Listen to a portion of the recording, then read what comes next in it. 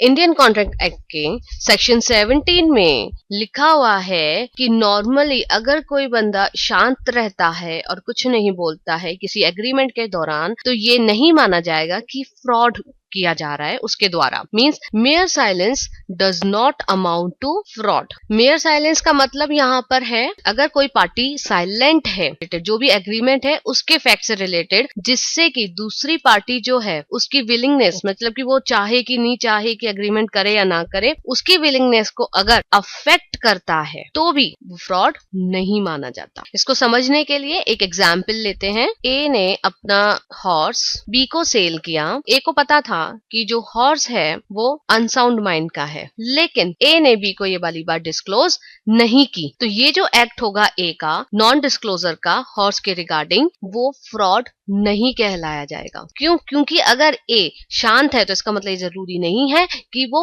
Fraud कर रहा है। एक और एग्जांपल लेंगे। एक्स और वाई ट्रेडर्स हैं। एक्स को पता है कि जो राइस है उसके जो प्राइसेस हैं वो कम होने वाले हैं, लेकिन ये वाली बात उसने वाई को डिस्क्लोज नहीं की और वाई ने एक्स से काफी सारे राइस खरीद लिए। तो यहाँ पर भी ये नहीं समझा जाएगा कि एक्स ने वाई के साथ फ्रॉड किया है साइलेंट रहकर। एक और एग्जाम्पल लेते हैं। लैंडलॉर्ड ने टेनेंट से कहा कि ठीक है आपको मेरा घर चाहिए, ठीक है ये मेरे घर की लोकेशन है, इतना सिक्योरिटी आपको देना पड़ेगा एडवांस में। उसने ये सब चीजें टेनेंट को बता दी और लोकेशन भी बताई थी घर की, लेकिन टेनेंट घर को देखने नहीं गया कि हाँ जी घर कैसा है, कहाँ पर है। जिस दिन का वादा किया था कि हाँ जी इस दिन से रेंट स्टार्ट हो जाएगा और टेनेंट उस घर में आके रहने लगेगा, उस दिन टेनेंट आया, आके देखता है कि जो घर है वो तो बहुत ही बुरी कंडीशन में है। तो उसने कहा कि जी लैंडलॉर्ड ने मेरे साथ फ्रॉड किया है। लेकिन अगर लैंडलॉर्ड शांत है तो इसका मतलब ये नहीं है कि उसने टेनेंट के साथ फ्रॉड किया है। लैंडलॉर्ड ने तो उसे बताया था कि भाई ये लोकेशन है घर की, आप जाके चेक कर सकते हो। टेनेंट ने चेक नहीं किया, तो इसमें लैंडलॉर्ड की कोई गलती नहीं है, यहाँ पे टेनेंट की गलती है।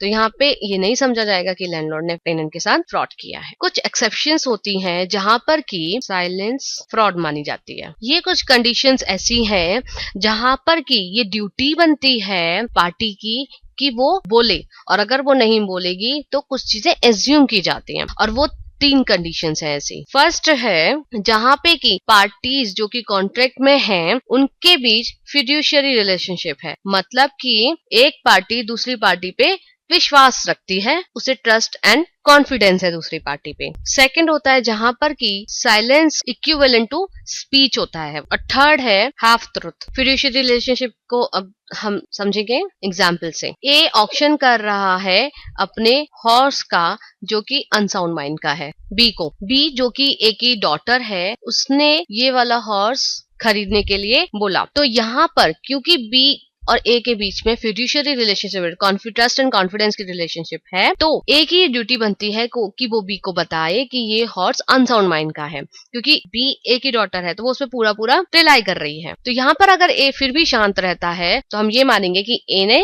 बी के साथ फ्रॉड किया है। सेकंड, जहां पर कि ना बोलने से भी ये माना जाएगा कि आपने बोला है। इसके लिए एग्जाम्पल लेंगे। ए अपना हॉर्स बी को सेल कर रहा है। बी ने ए से कहा कि अगर तुम ना नहीं कहोगे तो मैं ये एज्यूम करूंगा कि हॉर्स साउंड माइंड का है। ए ने कुछ नहीं बोला तो बी ने एज्यूम किया कि हाँ जी ये हॉर्स साउंड माइंड का है। यहाँ पर ये माना जाएगा कि ए ने बी के साथ फ्रॉड किया, क्योंकि बी ने उसे बता दिया था कि अगर आप नहीं बोलते तो मैं ये मान के चलूंगा। ए ने फिर भी नहीं बताया कि उसका घोड़ा अनसाउंड माइंड का है, तो यहाँ पर ए ने बी के साथ फ्रॉड किया है। थर्ड आता है इसमें हाफ ट्रुथ। हाफ ट्रुथ में होता है कि आधा सच बोला हुआ है, उसमें भी ये माना जाएगा कि फ्रॉड हुआ है। एक कंपनी है एबीसी लिमिटेड, उसने अपने प्रोस्पेक्टस में एवरेज डिविडेंड रेट डिक्लेयर किया, लेकिन उसने ये डिक्लेयर नहीं किया कि ये जो डिविडेंड है वो हर साल डिक्रीज होता जा रहा है। ये जो डिविडेंड की रेट है वो हर साल डिक्रीज होती जा रही है। तो ये भी उन्हें डिस्क्लोज करना था, क्योंकि ये आधा ट्रुथ है। इससे ये नहीं पता चल रहा था एवरेज डिविडेंड रेट से कि कंपनी की हालत अच्छी नहीं है, ये उन्हें बताना जरूरी था। ये हाफ ट्रुथ है, इसलिए माना जाएगा कि एबीसी लिमिटेड ने फ्रॉड किया है इन्वेस्टर्स के साथ। इसी तरह इंश्योरेंस के जो कॉन्ट्रैक्ट्स होते हैं, इंश्योरेंस पॉलिसी जो लेते हैं उसके जो कॉन्ट्रैक्ट्स होते हैं, उनमें भी यही माना जाता है कि अगर आप नहीं बोलेंगे, जो कि बहुत जरूरी था, इंपॉर्टेंट इंफॉर्मेशन थी देना, जो आपने नहीं दी, तो ये माना जाएगा कि आपने फ्रॉड किया है। इंश्योरेंस कॉन्ट्रैक्ट जो होते हैं वो अटमोस्ट गुड फेथ के होते हैं, और ये एज्यूम किया जाता है कि जो पॉलिसी ले रहा है वो हर इंफॉर्मेशन को डिस्क्लोज करेगा इंश्योरेंस कंपनी को। यहाँ जो इंश्योरेंस ले रही है पार्टी, उसकी ये ड्यूटी बनती है कि वो सारी इंफॉर्मेशन कंपनी को, इंश्योरेंस कंपनी को दे, और अगर वो नहीं देते हैं और वो साइलेंट रहते हैं तो यहाँ पर भी ये एज्यूम किया जाता है कि फ्रॉड किया जा रहा है पार्टी के साथ। तो इस केस में जब बाद में कंपनी को, इंश्योरेंस कंपनी को ये पता चलता है कि जो बहुत ही इंपॉर्टेंट इंफॉर्मेशन थी वो डिस्क्लोज नहीं की गई और ये एग्रीमेंट फ्रॉड होना चाहिए, तो वो इस एग्रीमेंट को वॉइड कर देंगे। तो जितना भी प्रीमियम पॉलिसी होल्डर ने दिया होगा इंश्योरेंस कंपनी को, वो पूरा का पूरा प्रीमियम इंश्योरेंस कंपनी को रिटर्न करना पड़ेगा पॉलिसी होल्डर को। हाँ, लेकिन इंश्योरेंस कंपनी उसमें से जितने भी उसने एक्सपेंसेस इनकर किए हैं उस पॉलिसी से रिलेटेड, वो सभी एक्सपेंसेस उसमें से एडजस्ट कर सकती है। प्रीमियम अमाउंट माइनस जितने भी एक्सपेंसेस इनकर हुए और बाकी का वो उसको रिटर्न कर देंगे, जो भी बैलेंस होगा।